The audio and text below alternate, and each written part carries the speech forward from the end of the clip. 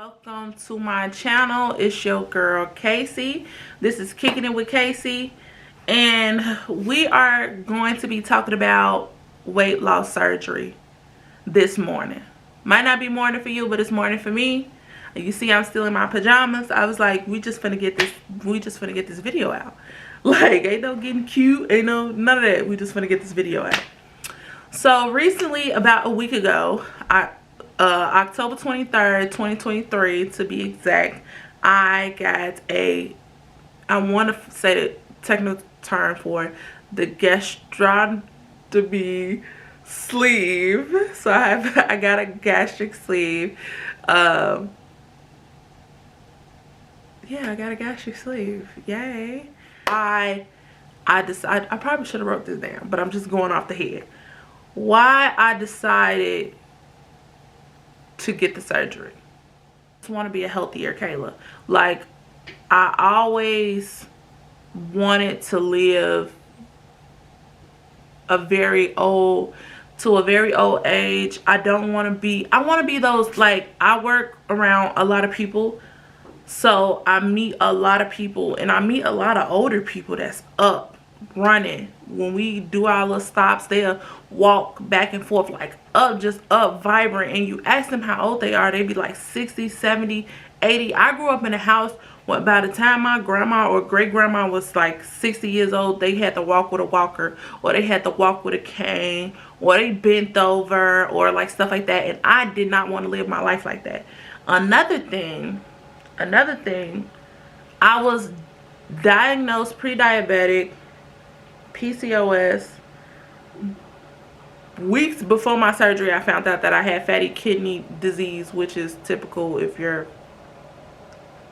morbidly obese, which I am morbidly. I feel like morbidly is such a dramatic word. Like, you're morbidly obese. You're morbid. Like, damn. Like, can we take the morbid out? Like, we already obese, and that's like already a big word. Like, why the fuck you gotta add morbid to it? But that's no here nor there. And then also, what led me to my decision, before I get too off track, what led me to my decision was me being PCOS, me having PCOS, me being pre-diabetic, and also last year, like the whole last year, I was having back pains like out of this world. Like, I would probably have back pain at least twice a month that whole year. This year I wasn't getting no back pain like that, which is like, wow. So December came, I was out doing like DoorDash, and I had back pain. And I'm just like, okay, it literally just came out of nowhere, like a spasm. It just came out of nowhere. I go home, I literally couldn't even move my legs. I was so scared. And I probably ain't never felt like that in my life. Like, I was scared as fuck. I thought, like, I really thought I wasn't gonna be able to move my legs again. Like, that was the scariest shit in my life. And after that, I was like, yeah, like, that was my sign to get the surgery. Like, I was still like iffy. I was still in doubt at that time. It was December of 2022, and I was still iffy. I was still in doubt, and I was like, yeah. After that, I was like, I need to do this. I need to do this because I fuck around and be fucked up. Like, Like, that was so scary to me at 25 years old. Like, 25 years old, and you having excruciating back pain where you can't move your legs. Like, yeah, that's not okay. Like, that's not okay. I've been on the plus side of life all my life, and I'm like, this is not healthy for me. At one point in my life, I used to be like, okay, I'm healthy as a horse. Like, I really don't care about being a plus size girl because I'm, you know.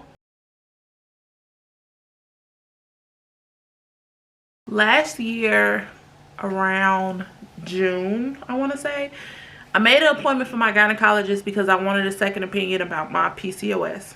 When I first got diagnosed with PCOS, it was 2016 going into 2017. I was 19 years old. And I didn't remember any tests being done or blood work or anything like that. I felt like my doctor just was like, oh yeah, you got PCOS because you keep missing periods and you fat. Not you fat. Oh, let me not say that, but yeah, basically. And yeah, you got PCOS. So I took that and I ran with it. At that time, that doctor, mind you, I was 19 years old, that doctor suggested me get weight loss surgery. And I'm looking at her like, baby, I am 19 years old. Why would I get weight loss surgery? I'm still in my prime, okay? And I'm just like, no. And then at that time, I was only 300 pounds. My highest I've ever been in my life was 363. And that's when I was like, I'm getting a little too close to the 400 and a little too close to my 600-pound life, okay? So we got to do something about this. So at that time, I was 300. I ended up losing 50 pounds. So I was like 250, 240, and I was perfect. Somewhere down the line, I gained all that weight back and some more within, what, 2000, how many years was that? Within all those years. Y'all do the math. I'm not doing it. So now we roll into 2022 when I go to get the second opinion about the PCOS, and we do lab work, we do tests, and she like, yeah, babe, you got PCOS. That's what you got. And then she was just explaining to me like, you know, it's fine, because what was funny, last year, the reason I went also was because that was the longest I have ever went without having a period. Like, I've went 2 months, 3 months, 6 months, but it was rolling on a whole year that I haven't had a period. And I was like, I'm not having a period at all. And it's never been at all before. And I was like, yeah, let me go to the doctor, make sure everything's okay. So she was explaining to me like, you know, not having a period is cool when you're doing something to not have that period, like taking birth control, or like you pregnant, or like, you know, not just because your body is just not producing nothing type shit. So she was like, it could lead to cancer eventually. So I'm just like, okay, I didn't know that. Like, I didn't know that was a thing, but it kind of makes sense because we are women. We need to have a period. Like, as unfortunate as they are, and I've been very lucky to not have one for so long, it got me to thinking. So she suggested, like, you know, we could, you know, work on getting rid of the PCOS by you taking it into your own hands and losing the weight, or we could get surgery. Now, at this time, I'm still anti-surgery because I'm like, I don't want to get a surgery. Like, I don't want to do that. So she like, just, you know, just talk to them. Like, I'm going to refer you, just talk to them. And by the time the date came for me to talk to them, and I'm talking and I'm learning more about it, and I'm watching more videos about like the surgery itself, I'm like, maybe I should do this. Like, maybe I should do this. Like, I was 50-50, but I'm like, okay. So I went through the whole process. When I started off, I had to meet with a dietitian at least once a month for 6 months. So I started in probably, when did I start? I started in September. No, it wasn't 6 months. I started, because at the time I had,